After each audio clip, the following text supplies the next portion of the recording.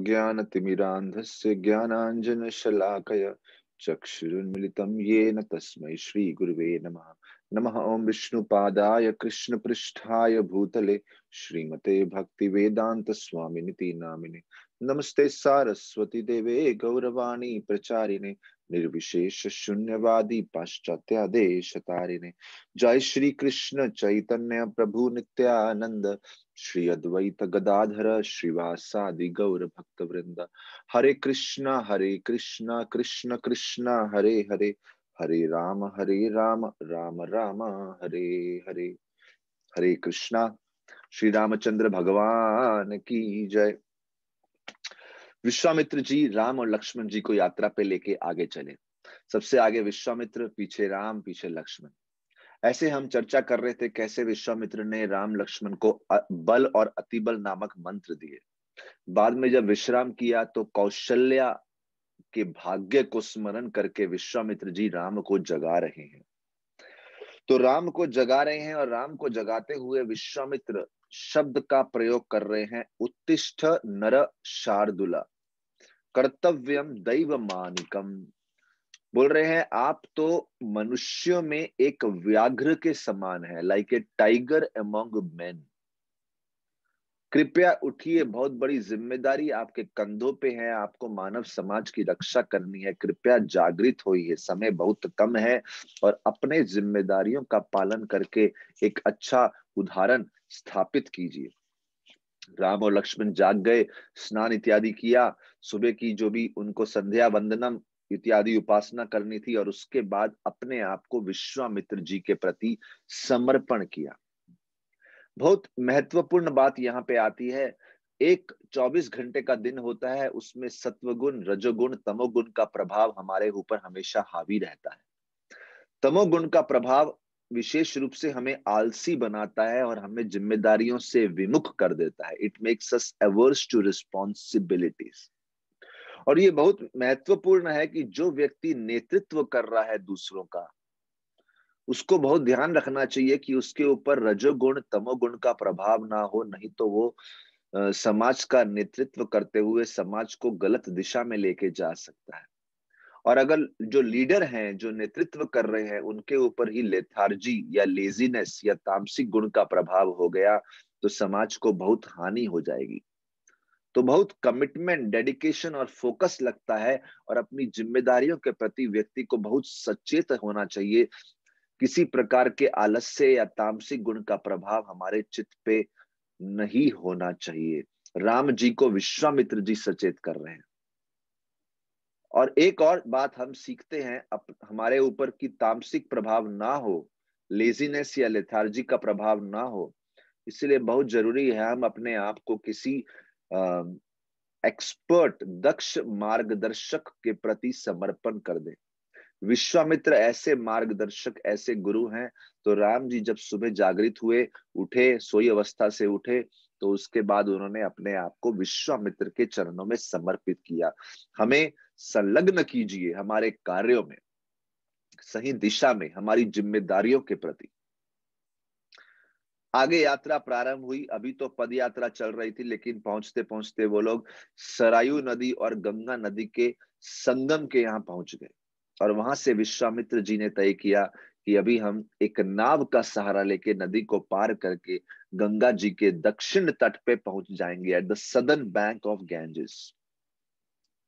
जैसे ही वो उस नदी को पार कर रहे थे, उस नदी के बीच में जब ये आ गए तो बहुत जोर से कुछ आवाज आने लगी। और उससे भी पहले बात आती है, जब भी वो उस नदी के संगम में पहुंच गए तो एक अति सुंदर कुटिया थी, अति सुंदर कुटिया।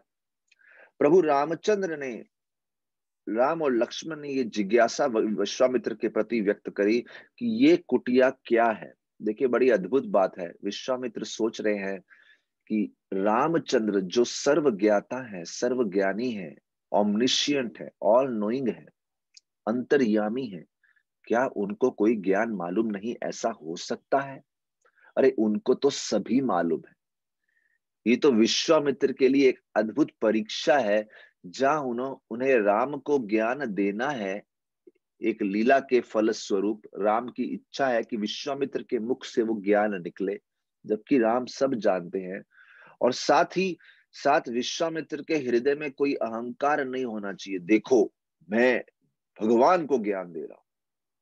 तो विश्वामित्र को बहुत ज्ञान है, लेकिन उनकी नम्रता की परीक्षा है, साथ ही साथ उनके सेवा भाव की परीक्षा है कि उनको ये परीक्षा पास करनी है और इस समय राम की सेवा में अपने ज्ञान को प्रस्तुत करना है। विश्वामित्र बताने लगे, बहुत समय पहले यहाँ पे भगवान शिव तपस्या कर रहे थे। भगवान शिव साधना कर रहे थे, ध्यान लगाए थे, और भगवान शिव के नेत्र पूर्ण रूप से बंद थे ध्यान में। तभी जो कामदेव हैं, कंदर्प जो कामदेव हैं, उन्होंने यहाँ पे वो यहाँ पे आ गए और उन्होंने शिव जी के ऊपर अपने बाण छोड़ दिए। कंदर्प या कामदेव के बाण क्या है? The arrows of Cupid. Arrows of Cupid जो शारीरिक सौंदर्य के प्रभाव से शिवजी के मन को विचलित करना चाहते हैं, या फिर भौतिक सौंदर्य के प्रभाव से शिवजी के मन को विचलित करना चाहते हैं। उन्होंने शिवजी के मन को विचलित करना चाहा, लेकिन उनकी इस शरारत से, उनके इस अपराध से शिवजी बहुत क्रोधित हो गए और शिवजी ने अपनी तीसरी आंख खोल दी, और उसकी वजह से उनसे जो अग्नि प्रकट हुई, उससे ये कामदेव जो है उस समय भस्म हो गए। कामदेव भस्म हो गए, उनका शरीर भस्म हो गया। हर व्यक्ति का एक ग्रॉस बॉडी होता है, एक सटल बॉडी होता है, एक स्थूल शरीर और एक सूक्ष्म शरीर। कामदेव का स्थूल शरीर भस्म हो गया क्योंकि उन्होंने शिवजी के प्रति अपराध किया। उसके बाद कामदेव वहां निवास करने लगे बिना स्थूल शरीर के, बिना ग्रॉस बॉडी के, सटल बॉडी में। इसलिए काम जो है, लस्ट, वो कहाँ प्रभाव, वासना जो है कहाँ निवास करती है? मन के अंदर। दिखती नहीं है लेकिन मन में निवास करती है। ये काम का स्वभाव हो गया अन अंग। अंग यानी शरीर, अनंग यानी जहां पे शरीर ना हो। तो कामदेव अनंग हो गए, और अनंग होने की वजह से जो वो स्थान था, बोलते हैं उसको अंग क्षेत्र नाम दिया, जहां पे शिवजी ने कामदेव के अंग को विनाश किया। इस लीला को स्मरण करके वहां पे जो कुटिया बनी थी और जो आश्रम बना था, वो आश्रम शिवजी के उपासकों, शिवजी के शिष्यों ने बनाया था। क्योंकि राम और लक्ष्मण ने ऐसी इच्छा व्यक्त करी, हमें इस आश्रम के बारे में जानना है, यहाँ कुछ समय निवास करना है। विश्वामित्र ने राम की इच्छा पूर्ण करने के लिए वहां पे कुछ समय निवास करना चाहा, तो वो रात्रि उन्होंने वहीं पे बिताई। सुबह के समय वहां से फिर निकल पड़े। रात को विश्वामित्र जी ने राम और लक्ष्मण को और बहुत सारी अद्भुत कथाएं सुनाई, और उसके बाद राम और लक्ष्मण वहां पे गहरी नींद में आराम से विश्राम किया। अगले दिन सुबह राम और लक्ष्मण फिर से जागृत हुए सुबह, और उसके बाद उन्होंने, विश्वामित्र जी ने बोला कि अभी हम एक नाव के माध्यम से इस नदी को पार करेंगे, सरयू और गंगा का जो संगम है। जब वो उस नदी को पार करने का विचार कर रहे थे, तो जहां पे सरयू और गंगा नदी का संगम होता है, बहुत जोर से एक आवाज हो रही थी। राम जी ने पूछा, ये आवाज क्या है? विश्वामित्र बोले, ये आवाज दो नदियों के संगम की है। और उस समय विश्वामित्र जी ने सरयू नदी के उद्गम या स्रोत की कथा सुनानी शुरू करी। ये नदी किस प्रकार से बनी? विश्वामित्र जी बोलते हैं, एक बार ब्रह्मा जी ने अपने मन से एक सुंदर तालाब, एक लेक, बहुत सुंदर लेक बनाई। क्योंकि ये लेक ब्रह्मा जी के मन से उद्गम हुई थी, इसे मानस लेक बोलते हैं। मानस सरस, सर यानी लेक। और वो सरह जिसे लेक बोलते हैं, वो इतनी विशाल लेक थी, ऐसी झील थी इतनी सुंदर। उस लेक में से जो नदी उत्पन्न हुई, क्योंकि सरह यानी लेक, मानस लेक जो मन से बनी लेक है, और सरह यानी लेक, उस लेक से उद्गम हुई हुई नदी, उसे बोलते हैं सरयू नदी। राम और लक्ष्मण जी ने सरयू नदी को प्रणाम किया। नाव के सहारे उन्होंने सरयू नदी को पार किया और गंगा जी के दक्षिण तट पे आ गए। जैसे ही दक्षिण तट पे आए, वहां से जो यात्रा प्रारंभ हुई, धीरे धीरे वो एक बहुत बड़े विशाल जंगल में प्रवेश किए। ऐसा जंगल था जहां कोई वृक्ष नहीं था, जहां इतना बुरी तरह से सूखा पड़ा था कि पृथ्वी में कहीं जगह पे बहुत सारे क्रैक हो गए थे, और वो क्रैक इतने चौड़े थे कि बड़े बड़े हाथी उसमें समा जाएंगे। और अति अति गर्मी का वातावरण था, सब लोग मानो अग्नि से जल रहा हो ऐसा लग रहा था, इतनी गर्मी थी। उस स्थान को पार करने के लिए राम और लक्ष्मण ने बल और अति बल मंत्र का प्रयोग किया, ताकि उनकी भूख प्यास पे उनको कंट्रोल हो जाए, उनको शक्ति आ जाए। बोलते हैं वो स्थान इतना सूखा पड़ा था, मानो कोई बहुत बड़े पापों का फल भुगत रहा हो वो स्थान। विश्वामित्र जी बोले, क्योंकि राम लक्ष्मण बोले कोई स्थान इतना सूखा हो सकता है, ये मुझे तो साथ ही साथ ऐसा घना जंगल था कि बहुत सारे जंगली जानवर और पक्षियों की आवाजें गूंज रही थी। राम सोच रहे हैं कोई स्थान इतना भयानक हो सकता है, मुझे तो विश्वास ही नहीं होता। अभी ये कथा सुनने वाली है। विश्वामित्र बोलते हैं ये कथा, ये जो स्थान है भयानक है, लेकिन हमेशा ऐसा नहीं था। बोले कई सालों पहले इंद्र जो देवताओं के राजा हैं, उन्होंने वृत्रासुर नामक राक्षस को मार दिया। लेकिन क्योंकि वृत्रासुर ब्राह्मण कुल के थे, इसलिए उनको मारने की वजह से इंद्र को पाप भी लगा। इंद्र उस पाप से छुटकारा पाने के लिए कई जगह भ्रमण किए। विशेष रूप से बोलते हैं इंद्र के शरीर से उस पाप के कारण एक बहुत ही भयानक सी दुर्गंध आने लगी, और ऐसी दुर्गंध आने लगी और इंद्र के शरीर से बहुत सारे गंदे पदार्थ प्रकट होने लगे। इंद्र बहुत ही आतुर थे इस पाप से मुक्त होने के लिए, और इसीलिए इंद्र इस वन में आ गए। और इस वन में आ गए और इंद्र के कई सेवकों ने इस वन की जड़ी बूटियों के माध्यम से इंद्र के हर प्रकार के दुर्गंध को दूर किया। बहुत सुंदर बात है। दूसरा, इंद्र के ऊपर क्या प्रभाव था इतने पापों का? बहुत ही तीव्र भूख से पीड़ित, हंगर, सीवियर हंगर, सहन नहीं हो रही। ये भी एक पाप के कारण इंद्र को ये भुगतना पड़ रहा था। तो ये जिस वन में इंद्र की दुर्गंध दूर हो गई, उसके पास वाले वन में एक ऐसे अद्भुत फल कंद मूल मिलते थे जिससे इंद्र की भूख भी पूर्ण रूप से संतुष्ट हो गई। इंद्र इतने प्रसन्न हो गए कि मेरी दो बीमारियां जो मेरे पाप के फल स्वरूप मुझे मिली थी, उनसे छुटकारा मिला। जिस वन में उनके शरीर की दुर्गंध दूर हो गई, उस वन को नाम दे दिया मलदा। मलदा, जहां शरीर का मल दूर हो गया, शरीर का जो प्रदूषण था वो दूर हो गया। और दूसरा वन जहां पे उनकी तीव्र भूख को संतुष्टि मिली, शांत हो गई, उसका नाम दे दिया करुष। तो ये मलद और करुष और इंद्र दोनों वन से इतने प्रसन्न हो गए, दोनों वन को बहुत आशीर्वाद देते हुए गए, जिससे मलद और करुष पूर्ण रूप से समृद्ध और ऐश्वर्यशाली वन हो गए। बहुत ही सुंदर वन, बहुत ही अद्भुत वन। देखिए कितनी सुंदर बात आ रही है यहाँ पे। कभी कभी जीवन में हम बहुत समृद्धि या ऐश्वर्य का अनुभव करते हैं, हमें जानना चाहिए इनके पीछे किन्हीं के तो आशीर्वाद का हाथ है।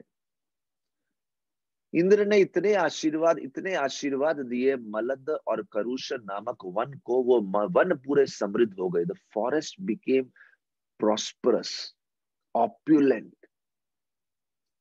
और Indra, it was just silent blessings. Indra के हृदय से वन के लिए कुछ शुभ इच्छा प्रकट हुई, बस। अगर हम भी आज जीवन में बहुत आनंद ले रहे हैं, कहीं ना कोई हमारी सेवाओं से किसी ना किसी समय प्रसन्न होके हमें आशीर्वाद दिया है, या उनके सानिध्य में रहने से क्योंकि उनका पुण्य बहुत ज्यादा है, उनके सानिध्य में रहने से हमें उन फलों का लाभ मिल रहा है। तो हमें ऐसे आशीर्वादों के प्रति कृतज्ञ रहना चाहिए हमेशा। फिर राम सोचने लगे, अगर ये दो वन इंद्र के आशीर्वाद से इतने समृद्ध हो गए थे, तो आज इतनी बुरी हालत में क्यों है, इतनी बुरी परिस्थिति में क्यों है? विश्वामित्र जी बोले, अभी कहानी समाप्त नहीं हुई, आगे सुनिए। एक बार सुकेतु नामक एक यक्ष थे और उनकी एक अति अद्भुत कन्या थी जिसका नाम था ताड़का। और ताड़का का विवाह एक सुंद नामक राक्षस से हुआ। ये ताड़का के पास 10,000 हाथियों का बल था, और बोलते हैं हाँ लगभग 1,000 हाथियों का बल था। बहुत शक्तिशाली थी ये ताड़का। ब्रह्मा जी के आशीर्वाद से इनका जन्म हुआ था। इनका विवाह सुंद से हुआ और बाद में जाके मारीच और सुबाहु जैसे दो पुत्र भी प्राप्त हुए। लेकिन सुंद इतना उद्दंड राक्षस था, उसने अगस्त्य ऋषि के प्रति अपराध किया और अगस्त्य ऋषि ने सुंद को जला के भस्म कर दिया। उस दिन से ताड़का, मारीच और सुबाहु के हृदय में बदले की भावना जागृत हो गई।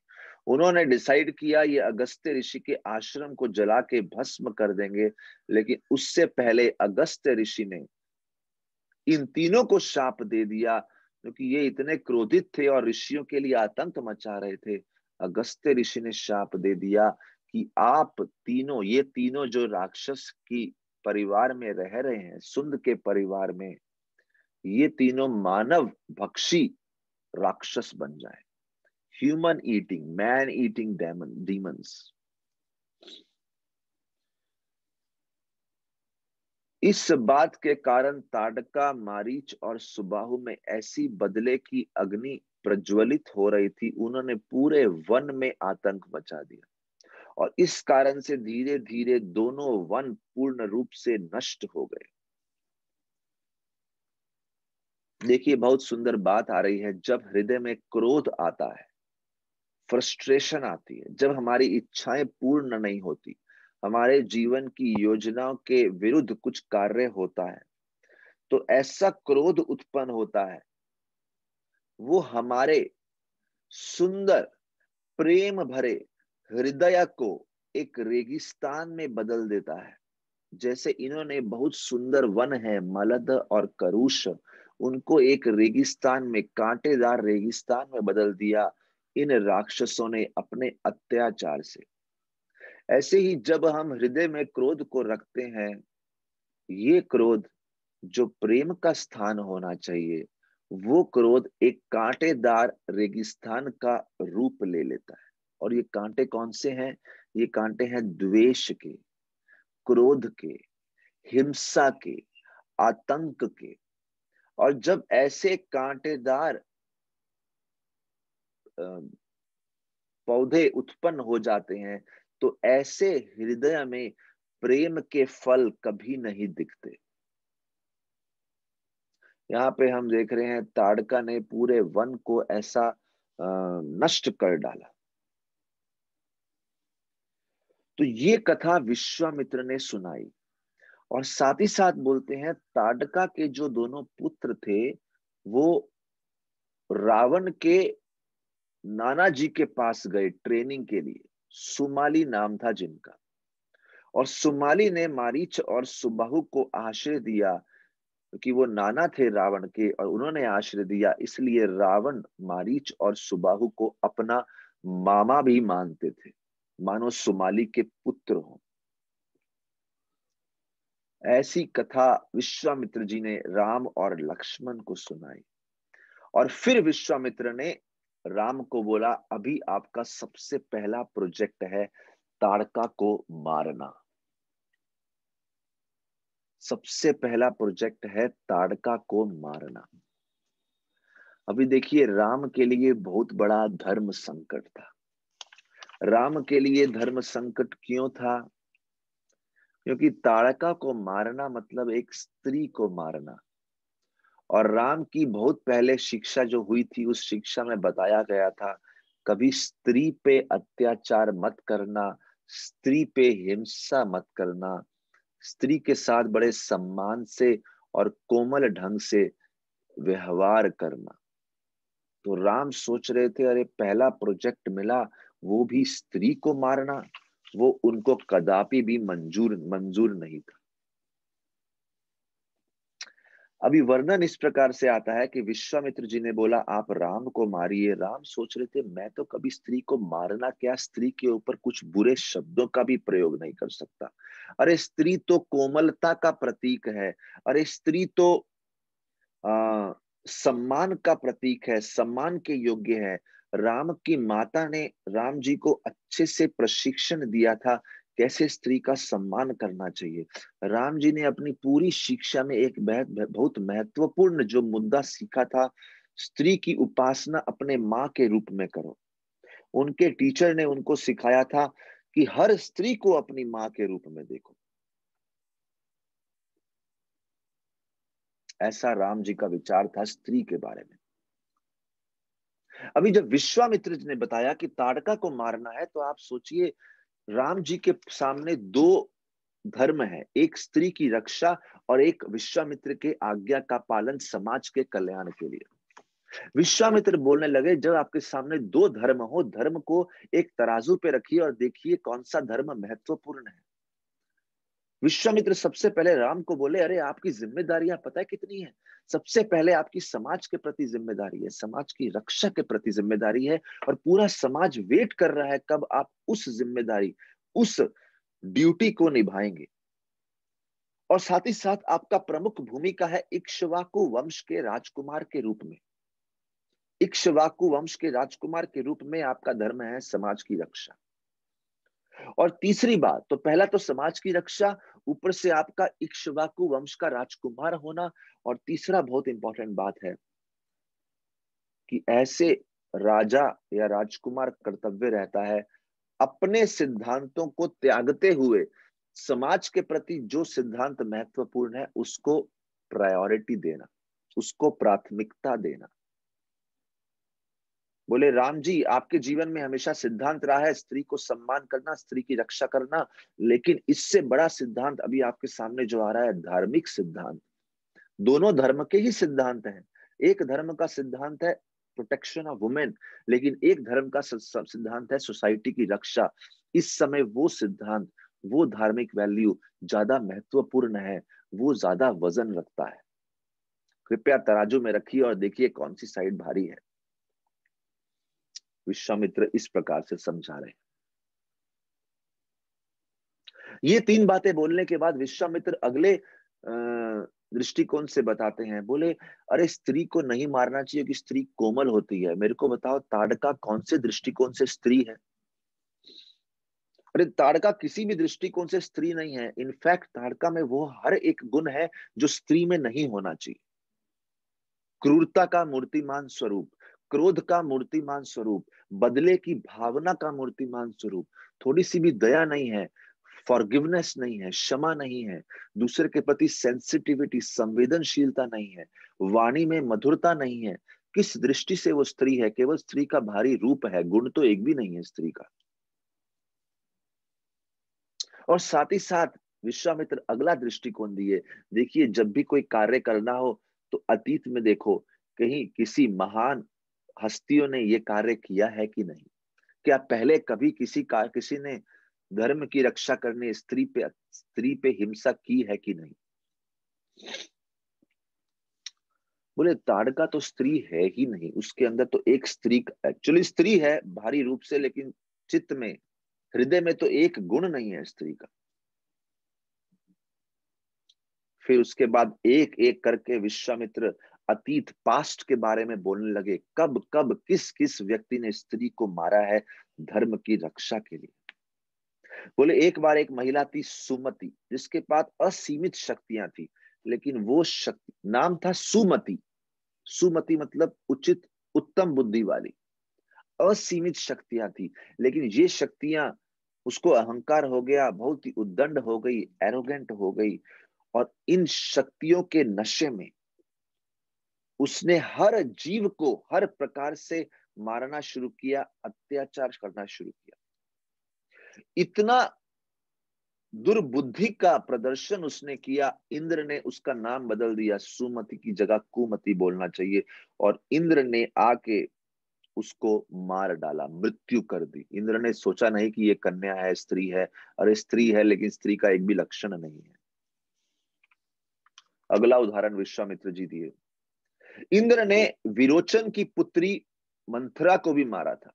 एक महिला थी मंथरा नामक, जो विरोचन की पुत्री थी, और उस मंथरा ने पूरी पृथ्वी को हानि पहुंचानी चाहिए थी। इंद्र ने पृथ्वी की रक्षा करते हुए मंथरा को मार डाला। तीसरा उदाहरण देते हैं भृगु की पत्नी ख्याति। भृगु ऋषि की पत्नी जो ख्याति थी, उनका काम होना चाहिए देवताओं की रक्षा करना, लेकिन वो असुरों की रक्षा करने लगी, असुरों को आश्रय दे दिया, और इसीलिए भगवान विष्णु ने स्वयं उसको मारा था। और जब भगवान विष्णु ने ख्याति को मारा, और भृगु जी को बड़ा गुस्सा आया, मेरी पत्नी को मारा। भृगु ने विष्णु को शाप दे दिया कि आपको 10 बार पृथ्वी पे जन्म लेना पड़ेगा। अभी देखिए, विष्णु को कोई शाप नहीं दे सकता। विष्णु अगर कोई हमें दिख रहा है कि शाप दे रहा है, लेकिन एक्चुअली विष्णु की ही इच्छा पूर्ण हो रही है। भगवान विष्णु को 10 प्रमुख अवतार लेने थे पृथ्वी पे, तो वो कोई बोलता है कि भृगु के शाप के कारण अवतार लिए। नहीं नहीं नहीं, भगवान को तो 10 अवतार लेने ही थे। और आनंद की बात है, उन 10 अवतारों में एक अवतार राम जी भी है।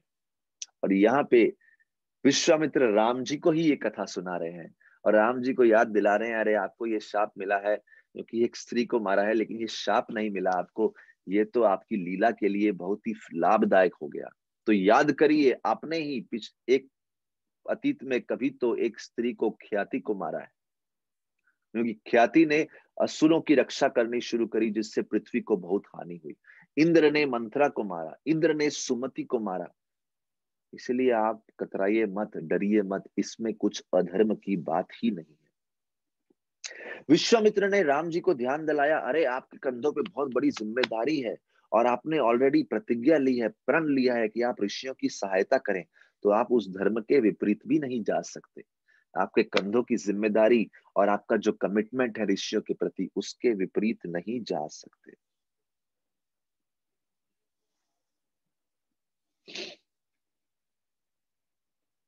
राम जी ने अपने विश्वामित्र के वचनों को अपने हृदय में धारण किया, अच्छे से विश्लेषण किया। देखिए, राम जी को एक आदेश दिया गया था, दशरथ महाराज ने दिया था कि हमेशा विश्वामित्र की आज्ञा मानना। तो दशरथ महाराज उनके पिता हैं, वो पिता का अवज्ञा नहीं कर सकते, और पिता ने बोला है विश्वामित्र की अवज्ञा नहीं करना।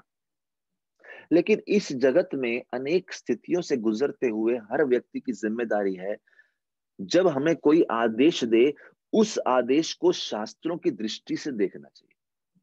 तो राम जी ने शास्त्रों की दृष्टि से देखा कि स्त्री को मारना उत्तम नहीं है, और इसलिए वो तैयार नहीं हो रहे थे उस आदेश से। लेकिन यहाँ पे एक और बात आती है, शास्त्रों का थियोरिटिकल नॉलेज एक जगह, लेकिन उस थियोरिटिकल ज्ञान को, उस किताबी ज्ञान को वास्तविक परिस्थितियों में कैसे उतारना है, इसके लिए एक अनुभवी व्यक्ति का मार्गदर्शन चाहिए। Knowledge is different, wisdom is different. Vishwamitra wisdom वाले थे, वो ज्ञान दे रहे थे, इस ज्ञान को इस परिस्थिति में कैसे लगाना है। और जब राम शास्त्र को, थियोरिटिकल शास्त्र को भी समझ गए और प्रैक्टिकल दृष्टि से भी समझ गए, पूर्ण रूप से विश्लेषण कर लिया, कन्विंस हो गए, तो उन्होंने अपने धनुष बाण को उठाया और ऐसी ऐसी ध्वनि उत्पन्न करी कि के ताड़का का हृदय कांपता।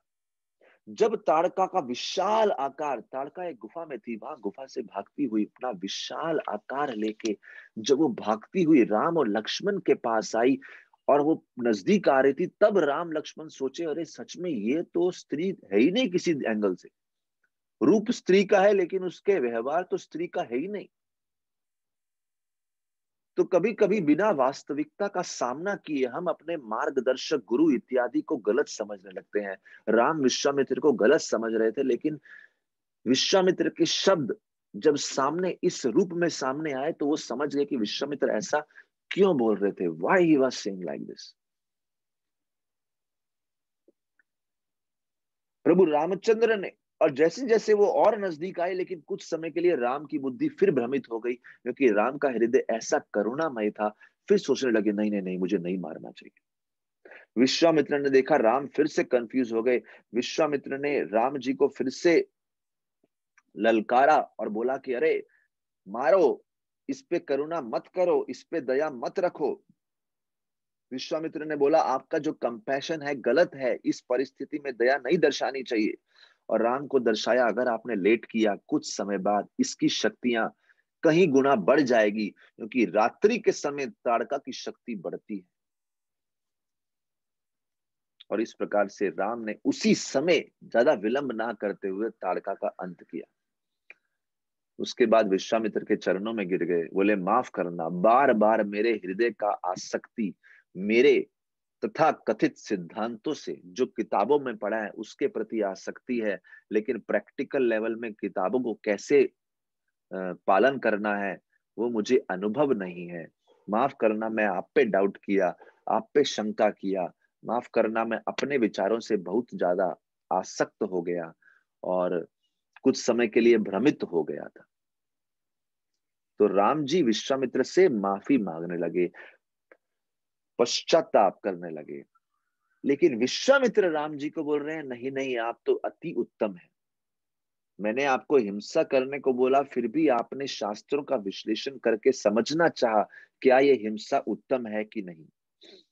और विशेष रूप से विश्वामित्र जी राम की इस बात से प्रसन्न थे कि वो स्त्री के प्रति कितना सम्मान रखते हैं। साथ ही साथ विश्वामित्र जी इस बात से भी प्रसन्न थे कि राम जी से गलती हो गई, गलती को स्वीकार कर रहे हैं। वो गलती क्या है? विश्वामित्र पे डाउट किया और अपने कर्तव्य करते समय उनका मन विचलित हो गया और गलत समय पे कंपैशन का सहारा ले रहा है। क्योंकि हिंसा हमेशा गलत नहीं है, हिंसा का भी प्रयोग है, क्रोध का भी प्रयोग है। समाज की रक्षा मिल के लिए क्रोध का, हिंसा का प्रयोग है। जब समाज की रक्षा करनी है और व्यक्ति बोले नहीं नहीं कोई हिंसा नहीं, माफ कर दो, ये सबसे बड़ा अधर्म है। और राम जी से ये गलती भी होने जा रही थी, तो विश्वामित्र से माफी मांगी। विश्वामित्र जी राम की प्रशंसा कर रहे हैं और उनके अंदर एक अच्छाई ढूंढ रहे हैं कि आप कितनी आसानी से अपने दोष को स्वीकार कर लेते हो। और जैसे ही ताड़का की मृत्यु हुई, ताड़का के आतंक से, भय से, वो पूरी पृथ्वी जो बंजर के समान हो गई थी, वो फिर से फलित होने लगी। और इंद्र ने ऊपर से पुष्पों की वर्षा करी, राम जी की विजय को के उत्सव को मनाते हुए। तो आज की कथा में हम देखें कैसे राम जी और विश्वामित्र के बीच में ये सुंदर वार्तालाप स्त्री रक्षा के बारे में, और कैसे गुरु और शिष्य के बीच में कैसे वाद विवाद होता है, एक healthy debate for a healthy cause. Thank you very much. Hare Krishna. Shri Ramchandra भगवान की जय। श्रील प्रभुपाद की जय।